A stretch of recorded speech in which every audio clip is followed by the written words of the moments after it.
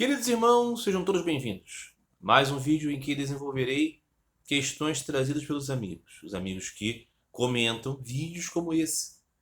E a partir dos seus comentários, as questões são desenvolvidas aqui, né? Os temas se desdobram. Às vezes são questionamentos, às vezes são pedidos para desenvolvimento de assuntos, às vezes são conclusões que geram uma possibilidade de uma nova temática aqui, tá bom? Os amigos que quiserem participar desta roda de conversa, comentem esse vídeo. Eu lerei o comentário e certamente ele vai aparecer aqui na forma de uma formulação. Ok? Muito bem. Primeira questão de hoje é a seguinte.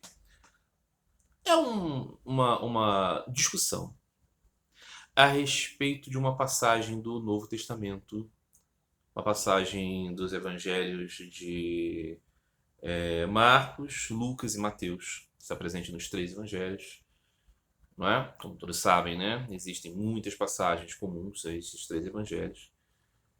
E aqui eu vou estar fazendo menção àquele conhecido dito de Jesus, né?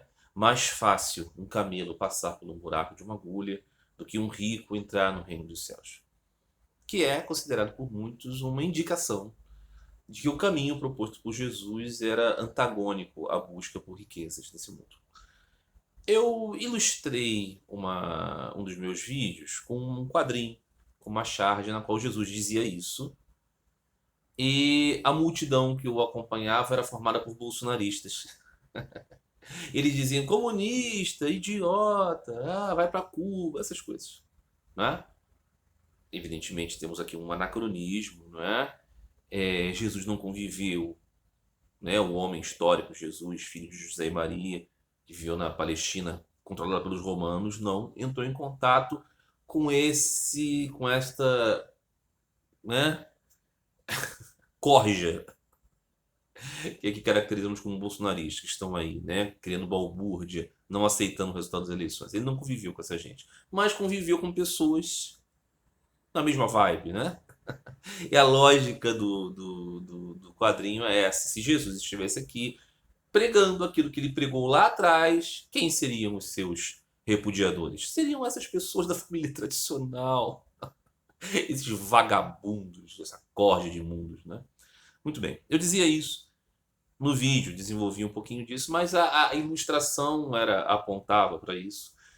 E um rapaz entrou em contato comigo, comentando o vídeo, dizendo que não, comentando a ilustração, dizendo Jesus nunca disse isso. Isso foi só o que entenderam errado. Então, a primeira questão hoje aqui é tratar um pouquinho disso, né?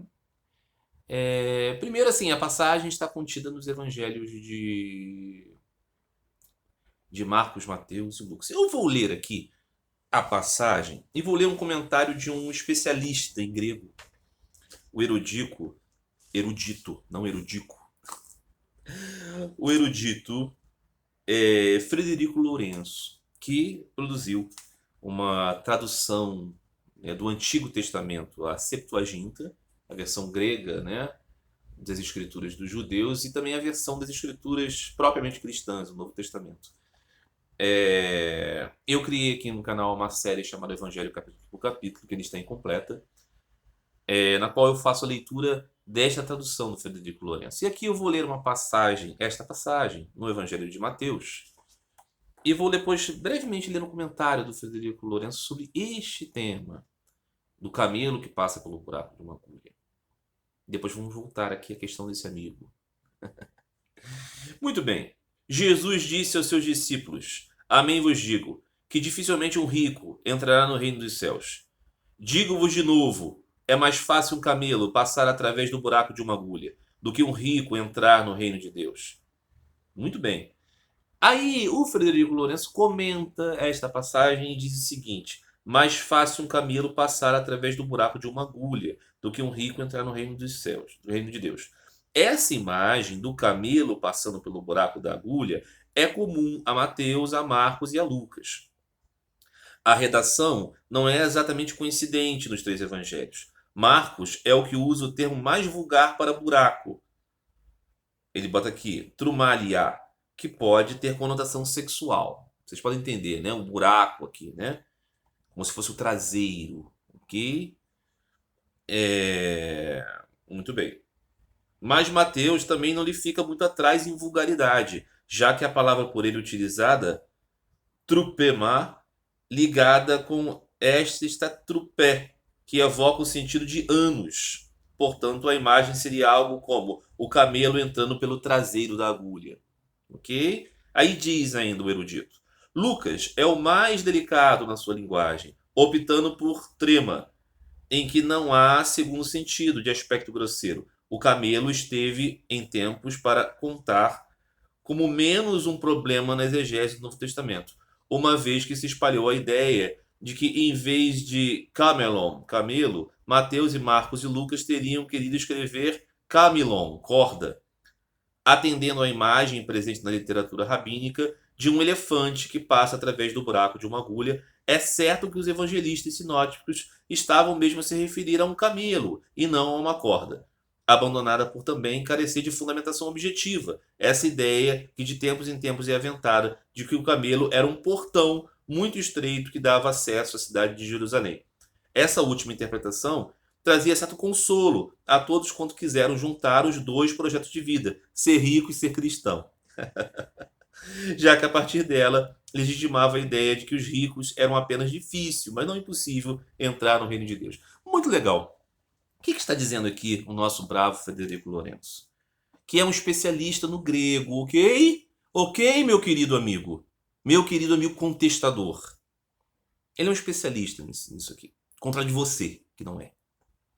O que ele está querendo dizer? É que, vendo os significados do sentido original do texto grego, o que podemos concluir aqui? Que Jesus estava colocando uma imagem, não é? Que era o animal camelo, um animal imenso, maior que um cavalo, passar pelo buraco de uma agulha. Isso é um símbolo do impossível. Isso não é um símbolo do difícil, isso é um símbolo do impossível. Mais fácil é, então, um rico, o camelo passar pelo buraco da agulha, o que é impossível, do que um rico entrar no reino dos céus. Consequentemente, temos que o rico não entra no reino dos céus. Está claro. No reino dos céus. Muito bem. Reino de Deus. Aí a questão fica. Existem outros significados. Podia ser a corda grossa, ok? Passando pelo buraco de uma agulha. Também não é possível, mas é menos absurdo que um camelo. Mas segundo consta aqui, pela opinião desse erudito, na língua do texto, no idioma do texto, não, é o camelo mesmo, o animal. Então a ideia aqui era a impossibilidade. Aí diz aqui o Frederico Lourenço, de tempos em tempos fosse desenvolvendo uma teoria de que, na verdade, ele estava falando de um portão estreitinho, então que seria difícil, mas não seria impossível, tentando conciliar a hipótese de que você poderia ser rico e se salvar. Diz ele aqui, o Frederico Lourenço, é falcatrua esta hipótese. Ela não tem base no nada, a não ser na vontade das pessoas de ajeitar as coisas. Então o ponto primeiro é esse. O que o texto quer dizer é isso. O rico não entra no reino dos céus. Contudo, como eu já disse aqui algumas vezes, primeiro ponto é que este texto do Evangelho foi escrito décadas depois de Jesus ter desaparecido desse mundo e dos seus discípulos. Então esse texto não é exatamente as palavras anotadas taquigraficamente por Jesus, mas é um compêndio de iluminações e sabedoria inspiradas nele. Então, nós podemos dizer que a mensagem do Evangelho é essa. Se Jesus disse isso ou não assim mesmo, nós nunca vamos poder saber. Mas nós sabemos que a mensagem do Evangelho diz isso. Muito bem, legal. Então, aqueles que valorizam o Evangelho como guiamento para a condução na vida vão ter o Evangelho como orientação. E o Evangelho diz isso. Ok? Geralmente, as pessoas que têm o Evangelho como orientação de vida tendem a compreender que existe uma verdade espiritual nele, garantida pelo Espírito Santo, que faz com que nós possamos ter confiança nessas palavras como um ensinamento de Deus. Palavra de Deus que inspirou os homens, mesmo que não sejam notas taquigráficas, ok? E existem aqueles ainda mais literalistas, mais ingênuos, que vão dizer assim, não é exatamente assim. Não é exatamente assim.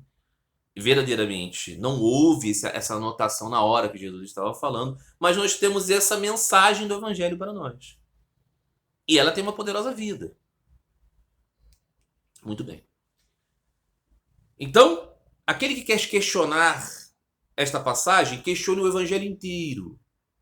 Ignore o Evangelho inteiro e diz, não, isso aí é uma criação da igreja, isso aí é uma criação daquelas pessoas, isso aí não tem nada a ver com a realidade, eu posso ser rico sim, e vou ter salvação sim, porque é o que eu quero. Beleza, legal, mas não tem nada a ver com o Evangelho. Ok? O outro ponto que eu gostaria de considerar aqui é que, evidentemente, que nós podemos ver aqui na dimensão de riqueza muitas coisas além de dinheiro, além de conta no banco, além de fortunas, além de mansão, salário alto. Não é? Nós podemos ver aqui as identidades do ego, o nome, a forma, as nossas características que nos prendem nesse mundo e diz, eu sou homem, eu sou mulher, eu sou hétero, eu sou homo, eu sou vegetariano, eu sou carnívoro, eu sou torcedor do time tal e qual, eu sou socialista, eu sou capitalista, eu sou liberal, eu sou brasileiro, eu sou argelino, eu sou de direita, eu sou de esquerda. Essas coisas que nós tomamos como nossa identidade são nossas riquezas. Eu sou diplomado, eu sou mestre, eu sou doutor, eu sou pai, eu sou mãe. Não é? As nossas identidades. Então nós podemos dizer que aquele que carrega alguma identidade vai estar longe deste reino. Por quê? Porque esse reino é o reino dos mendigos de espírito. Aqueles que não têm mais nada. Aqueles que se desfizeram do seu ego. Esta é uma expressão, uma interpretação mais profunda. Mas veja que nela também está contido o apego às coisas materiais. Então é evidente que uma pessoa que acumulou muitas riquezas, ela o fez por quê? Porque tinha apego por essas coisas. Porque se você não tem apego, meu amado, você não conquista essas riquezas. É preciso um pouco de apego. Isso não significa dizer que seja ruim. Para o mundo funcionar, nós precisamos de gente empenhada em mundo. Ok? Para eu poder falar sobre essas coisas aqui, para eu poder expressar, por exemplo, um conhecimento sobre o Evangelho, um conhecimento sobre o ensinamento de Sri Ramakrishna, eu tenho que ler livros. É impossível não acumular alguma riqueza. Só que isso me mantém no nível desta dimensão do humano. Ah, mas é possível transcender isso, Marcelo? Todos os grandes mestres dizem que sim. Desde que você não tenha apego por nada, o que é a tarefa de santificação da vida. Vá lá nas bem-aventuranças, está muito claro. Bem-aventurados os mendigos de espírito. Bem-aventurados aqueles que choram, anseiam por Deus. Bem-aventurados os mansos. Bem-aventurados os que têm fome e sede de justiça. Bem-aventurados os misericordiosos. Né? Aqueles que purificam o seu coração, vêm a Deus. Esses então são dotados de paz, são chamados de filhos de Deus. É um caminho de transfiguração da vida. A vida ordinária, a vida comum, de buscar ser alguém na vida, leva à vivência no mundo, a novos nascimentos, com méritos e deméritos, com virtudes, qualidades. Você vai acumulando também essas virtudes e vai nascendo com condições mais prazerosas nessa vida, mas continua sendo samsara. Então, que sejamos claros, Jesus era aquele fulano que não tinha onde repousar a cabeça. Então o seu caminho é um caminho de desprendimento. Olha a figura de Sri Ramakrishna. O que você está vendo? Um amigo uma vez me disse, eu olho para Sri Ramakrishna e vejo um morador de rua. Não é à toa. Não é à toa. Ok? Então não tem para onde sair. A religião que nós estamos acostumados, a religião da grande catedral, do grande templo, de você elegantemente vestido ir ao domingo com a sua família, depois você vai ali no restaurante legal e come, e tem um final de domingo prazeroso, que você vai assistir um filme no cinema, e depois você organiza durante a semana, com a sua moral religiosa, é uma parte do mundo. Não tem problema nenhum nisso, é muito útil, mas é mundo. Para sair do mundo, para ir ao tal reino dos céus, é preciso transcender isso. Quantos conseguem? Pouquíssimos. Enquanto não conseguimos, continuamos aqui. Desculpe mandar essa real, mas é assim que é. Enquanto nós estivermos apegados aqui, nós vamos encontrando maneiras de viver no mundo. Uma das maneiras mais elevadas é o ser religioso. Mas é mundo, amado. É mundo, é só mundo. Não é outra coisa. Então, para esse amigo, não foi que as pessoas entenderam errado. Entende-se errado quando se pensa que é possível realizar eu e o Pai somos um, sendo apenas um bom cidadão. Não é possível. Tá bom, meu querido? Não é possível.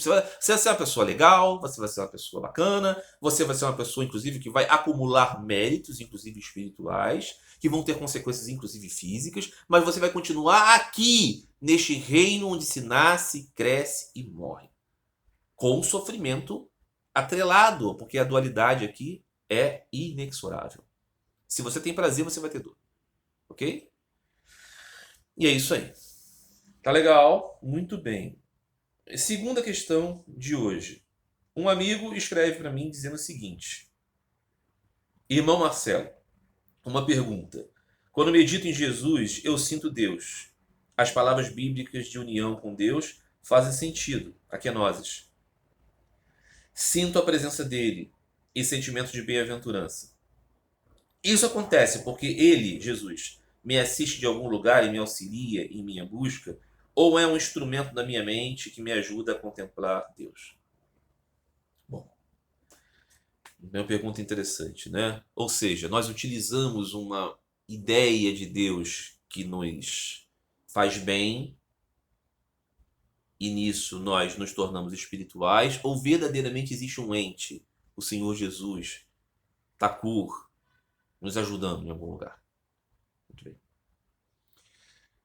O caminho da devoção é o caminho que nos faz contemplar a vida de seres como Sri Ramakrishna, Sri Saradadev, Swami Vivekananda, Jesus, Krishna, Rama, Buda, outros, como modelos para nós, como portais para o divino e como nosso refúgio, né? Dizemos, né? Eu busco refúgio em Ramakrishna. Eu busco refúgio em Jesus. O Dalai Lama certa vez disse: eu busco refúgio no Senhor Jesus. Refúgio. Nós fazemos isso com amor, anelante amor a esta personalidade. E quando pensamos assim, não pensamos que isso é apenas uma imagem na nossa cabeça que estamos concebendo para nos ajudar. Nós verdadeiramente nos conectamos com este ser. E isso é uma relação dual. Okay? Nós e Sri Ramakrishna. Nós e Jesus. Nós e o Senhor Buda. Nós e a Mãe Divina. Nós estamos nos conectando. Para quem tem amor, isso é completamente vivo e concreto. As pessoas que têm amor, Bhakti, o ideal, é vivo na vida delas. De muitas maneiras. E dá demonstrações dessa existência. Que para essas pessoas é concreta realidade.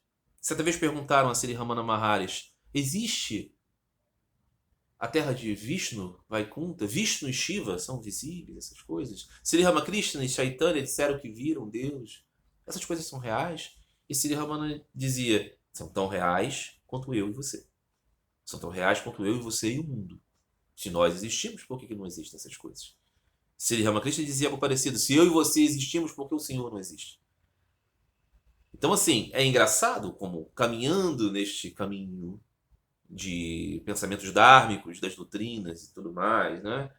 Nós encaramos como completa concretude este mundo no qual estamos conversando aqui e achamos que Deus é uma ilusão da nossa mente. Então, assim, sejamos coerentes na dimensão em que existe eu, e existe você, eu e os outros, o mundo, o universo. Deus está presente como Ishvara. Então, o Deus da religião, ele é tão real quanto o mundo. Ok? Ah, mas há algo que transcende o mundo e transcende o Deus da religião. É. Aquilo que a perspectiva, né, vedântica chama de Brahman. Não é? Então, o que dizia Sri Ramakrishna? Deus é com forma e sem forma. Deus com forma está presente na nossa vida concreta como devotos de Deus. Não é? E Deus sem forma, Deus além da forma, não pode ser concebido nessa linguagem.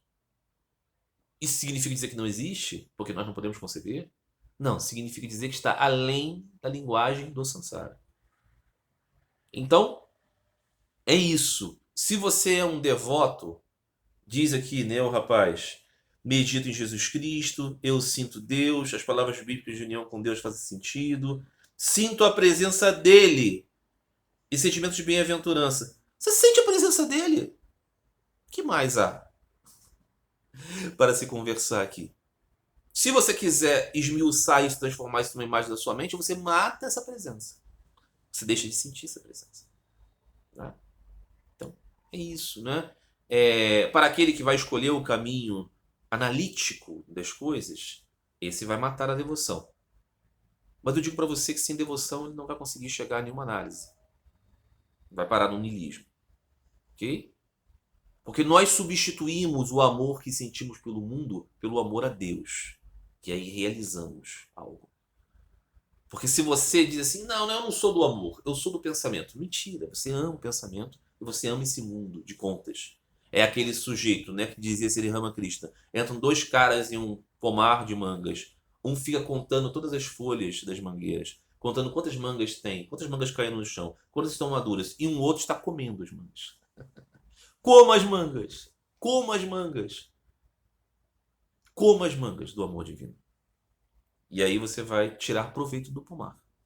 Porque o pomar, para você contar as folhas e as mangas, está sendo mal utilizado. Não é? Nasceu em vão aquele que, alcançando o nascimento humano tão difícil de obter, não buscou realizar Deus. É para isso que você está aqui, para realizar Deus. Ok? Muito bem. Um outro amigo pergunta: qual a diferença, se é que existe, entre uma pessoa que realizou Deus e um avatar? Muito bem. Tese do avatar é a tese de que neste mundo das formas e dos nomes, o próprio Senhor das formas e dos nomes, da qual as formas e nomes vêm, se faz presente como um ente. No cristianismo nós temos isso na figura do Senhor Jesus, né? São Paulo fala desse esvaziamento, desta kenosis, né? Ele desceu e se fez um servo. São Paulo é explícito nisso, né? Tomou a forma de um servo para nos ajudar a compreender como é ser servo. Na perspectiva purânica, na perspectiva vedântica, sobretudo na linha dos Vaishnavas, onde se compreende as muitas encarnações de Vishnu, existe essa mesma percepção, né? O Senhor toma sua maia, diz lá no Bhagavad Gita, não é? Ainda que eu não tenha uma definição de forma, ainda que não seja submetido a nenhuma forma, eu tomo pela minha energia criativa. Faço-me presente como um ente de tempos em tempos para restaurar a justiça, o ensinamento da verdade, guiar as pessoas. Não é? Nós temos a perspectiva também de escolas do budismo Mahayana que vão dizer assim, existem 3 corpos do Buda, uma budeidade, digamos assim. Um é o corpo, não é? O Dharmakaya, o corpo do Dharma, a consciência universal. Algo muito similar à ideia de Brahman, Nirguna Brahman, sem atributos. Onde todo o conhecimento advém, uma fonte. Não é? Nós temos um outro, que é aquela visão da deidade, do divino, que os videntes muito anelados se encontram nos seus êxtases, nos seus samadhis, né? O Sambhoga Kaya, o corpo do deleite, deleite do divino. É uma experiência concreta, dentro de uma dimensão da realidade. E temos uma outra no universo empírico, quando este corpo de Buda se manifesta na figura de um ente nascido, mortal, circunscrito a uma cultura e uma época, chamado Nirmanakaya. O Nirmanakaya é a figura dos Bodhisattvas, dos Budas, dos salvadores, dos avataras. Este aqui é um corpo do Buda. O que eu falava, né? Um Bodhisattva. Não. Ele é uma outra coisa. Ele é uma parte desta dimensão além do Sansara que se torna parte do Sansara para ajudar os outros. Veja que no Avatar, na imagem do Cristo, da teologia de São Paulo, e na figura aqui do Nirmanakaya, nós temos que, como se o sistema se colocasse no meio do jogo, dando checkpoints para nós, mostrando pontos aqui, daqui você segue em diante, daqui você não volta mais, daqui você se beneficia como informação. É como se fosse isso, uma programação do jogo que diz, olha, eu vou estar aqui no meio do jogo para mostrar como é que é a regra. Ó, isso aqui não faz isso aqui não, você tira isso aqui. Então é diferente, por exemplo, ele diz, de uma pessoa que realizou o Deus. Aquele que realizou o Deus é aquele que, aprendendo com o livro da vida, aprendendo com as escrituras, aprendendo com os avataras, transforma-se e se torna, por exemplo, um Bodhisattva. Né? Aquele cheio de sabedoria sattvica, pura, purificou a sua mente. Bem-aventurados os puros pelo coração, pois verão a Deus. Bem-aventurados os pacificadores, pois serão chamados de Deus. Então, os salvadores, os avatares, os Nirmanakayas, os Budas, os Nirmanakayas, melhor dizendo aqui, diferenciando, ok? Eles dão ao mundo as fórmulas de purificação para que as pessoas realizem Deus. Mas esse que realiza Deus é um Jiva. O avatar aqui é uma manifestação da sabedoria incólume, que se fez presente dentro do jogo empírico. Isto é um mistério e isto é uma questão que não é obrigatória de se crer. Existem muitos caminhos que não vão enfatizar a questão do avatar, que não vão enfatizar a questão do Nirmanakaya. Existem muitas pessoas, por exemplo, escolas budistas dizem assim, não. Todo mundo é igual, todo mundo está no mesmo patamar e as pessoas alcançam a condição búdica porque ela é uma condição de todos. Todos os seres sencientes são, em sua semente, Budas e eles vão chegando lá. A origem disso, isso vem da onde? Não, esse assunto não nos interessa. Nos interessa é realizar a nossa natureza búdica e depois, nada. É uma maneira de explicar. Há quem compre isso. Há quem compre esse discurso. Há quem ache isso lógico. Há quem ache isso também conveniente. É importante dizer, essas doutrinas são convenientes para quem, por exemplo, não...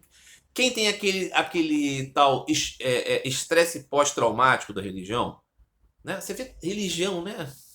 Pelo amor de Deus, né? Você vê um Silas Malafaia, o Edir Macedo, você vê essas figuras e fala assim, não quero religião, não quero... É Deus que essas pessoas tratam, não quero Deus, não quero igreja, não quero religião, não quero moralidade, não quero céu, não quero inferno, não quero nada disso. Mas eu ainda continuo sendo um ser humano, com necessidades, com questões existenciais, então eu preciso de alguma expressão que não fale apenas de comer, beber, defecar, cruzar, né? Conseguir um emprego, conseguir uma promoção, né? Eu quero alguma outra coisa que trate algo assim, que fale espírito. Fala baixinho aqui, que espírito pega mal, parece que eu sou espiritualista. Não. Eu quero ser materialista, mas ainda assim eu tenho necessidade. Aí surge doutrinas como essa. Diz assim, não, vamos falar aqui de uma coisa antiga. Você vai ter rituais, você vai ter belezas, você vai ter estatuetas, você vai ter prostrações, mas você não vai precisar falar de Deus, nada disso, tá? Tá bom. Muitas pessoas gostam desse caminho, né? E aí é mais fácil não ter uma figura como, por exemplo, de uma encarnação de Deus, de um avatar. Não, porque aí eu vou ter que ter uma reverência por ele parecida com o de Deus. Eu não quero. O Buda não é Deus, né? Não, o Buda não é Deus. Ele é o professor dos deuses. Se você prestar atenção, isso é mais do que Deus, né? Mas eu não quero prestar atenção, eu quero só acolher a ideia de que eu não estou mais condicionado ao sistema que me causou traumas. Porque a religião trouxe as cruzadas, trouxe a Inquisição, trouxe o dogmatismo, trouxe a hipocrisia dos religiosos, trouxe as taras, trouxe né, a limitação de mente. Eu não quero nada disso. Então, é assim que surge esse assunto, essa dificuldade, esse bloqueio. Então a figura do Avatar tem esse bloqueio, a figura do Cristo, a figura do Nirmanakaya e tudo mais. Mas quem superar isso, compreender que esse é um problema do mundo, mas que eu posso objetivamente concluir que existiram seres que eram outra coisa, eu posso compreender aquilo que some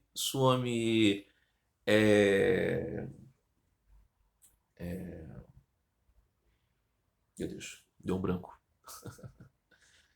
Vivekananda, veja você, explicou bem sobre o Avatar. Swami Vivekananda explicava assim: existem duas formas na criação. Existe nós, os jivas, que são feitos em fábrica, forminhas iguais. E existe a criação de Deus à mão, que é o Avatar. Então, assim, o Avatar está no meio de nós, mas ele é especial. Quem tem a graça de acreditar nisso se beneficia muito, porque quando você tem alguém para você se colocar em refúgio, Senhor Jesus, Sri Ramakrishna e tudo mais, você é muito beneficiado disso. Quem não tem, tem que gramar mais. Tem jeito. Caminho do discernimento, caminho da ascese, né? Muita luta, muita batalha. Né? O caminho do Avatar permite você se deleitar na figura do divino com o rosto, para que você contemple e se fortaleça. Okay? Mas essa é a diferença. O Avatar é o programa se manifestando no jogo. A pessoa que realizou Deus é um jogador que se beneficiou das regras do jogo para concluí-lo. Ok? Muito bem. Mais uma questão hoje aqui. A última questão de hoje. Um rapaz me perguntou o seguinte: Marcelo, sei que você gosta bastante do desenho Os Simpsons. Eu também. Há algum tempo atrás, percebi a polêmica envolvendo um dos personagens dos Simpsons, o personagem indiano, Apu, que trabalha em um mercadinho. Houve uma polêmica com a dublagem, porque o dublador não era indiano e porque a comunidade de americanos de ascendência indiana considerava que o personagem era depreciativo. Como você vê isso?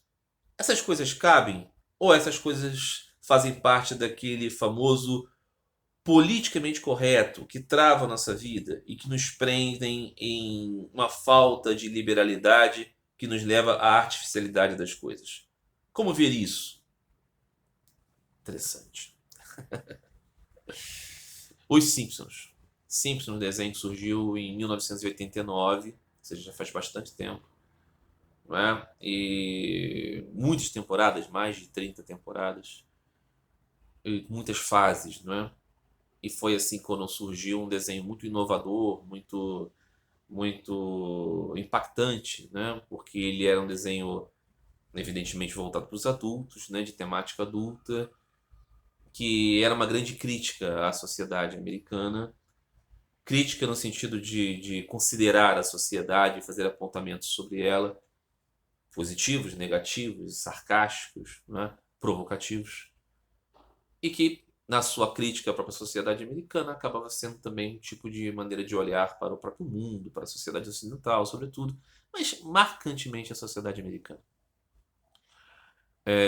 Em virtude da proeminência da cultura americana no mundo, todos nós, que nós não somos norte-americanos, né, ainda assim poderíamos perceber, né, grande graça no desenho.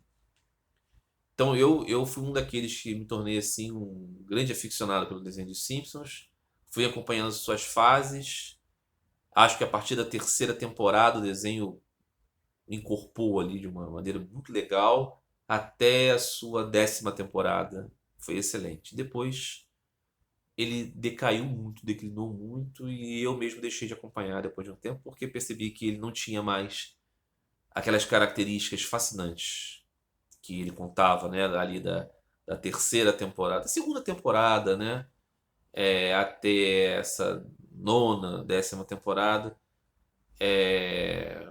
porque os assuntos acabaram escasseando, né, a solidez dos personagens foi se desfazendo por uma banalização das coisas, das piadas e do tipo de apelo fácil que o desenho foi pegando, porque ele se tornou uma coisa muito difícil de ser fechada, né? Quando a criatividade acaba, agora não vamos ter mais, não. Continua se fazendo porque continua gerando produtos, riqueza, mas já não é mais especial, pelo menos para mim. Então, eu já não acompanho há bastante tempo. Perdeu a graça para mim, não porque eu tenha me tornado diferente, claro que me tornei, mas não foi por causa disso. Foi porque, ao meu ver, o desenho se prostituiu um pouco, ele perdeu um pouquinho daquela sua, daquilo que fazia dele especial. Se tornou uma coisa muito comum, né?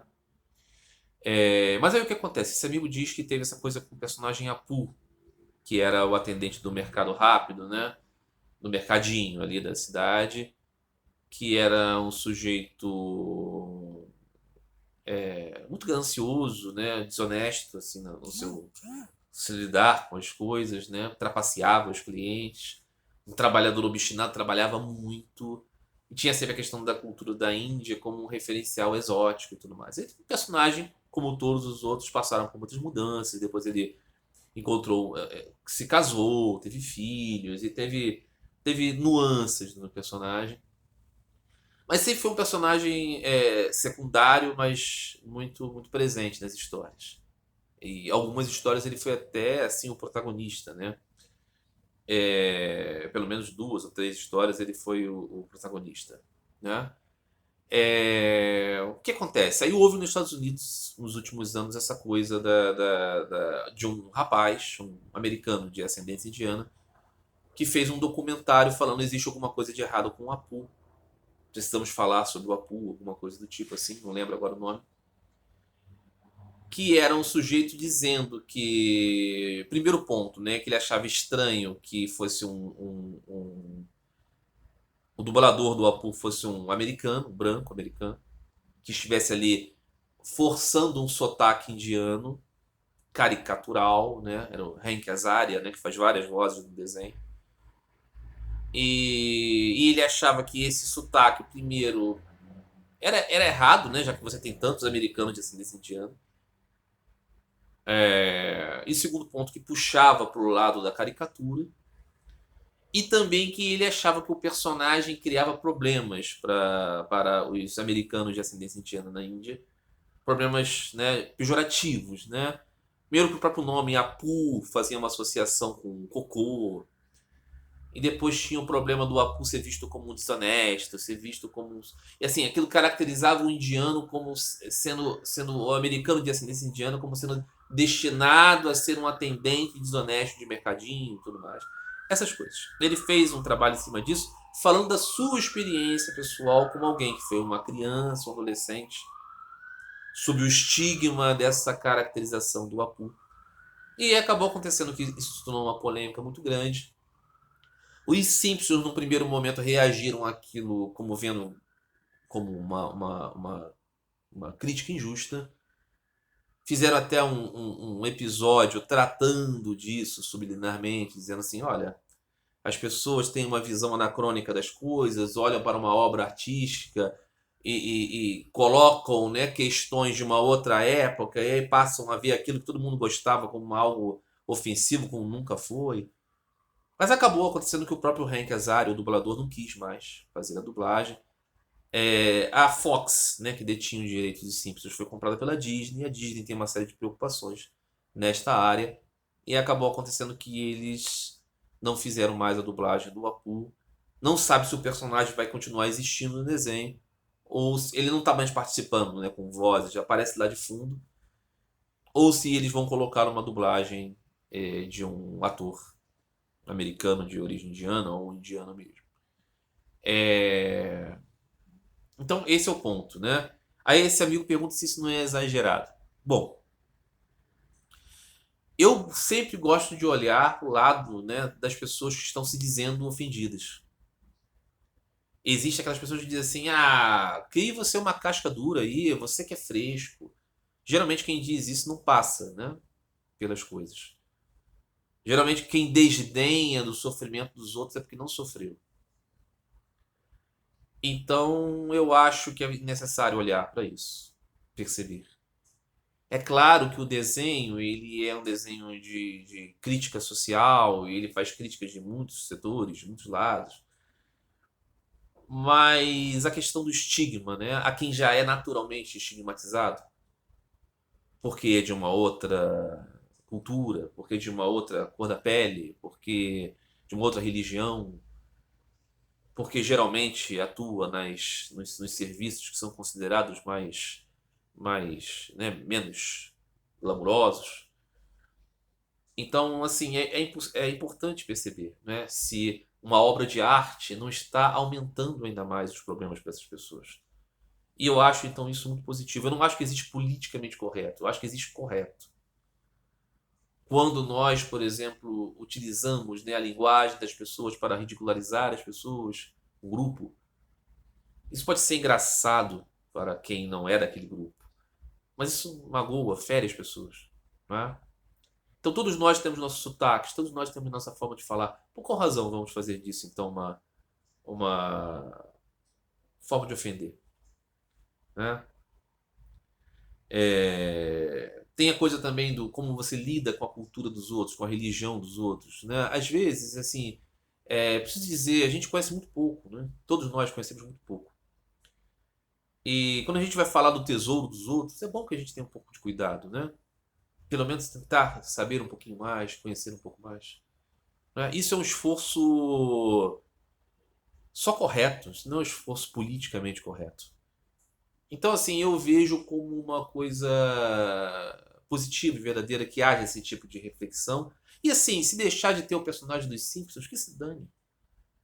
Os Simpsons é só um produto para ganhar dinheiro, ok? O Apu, exatamente, não existe, né?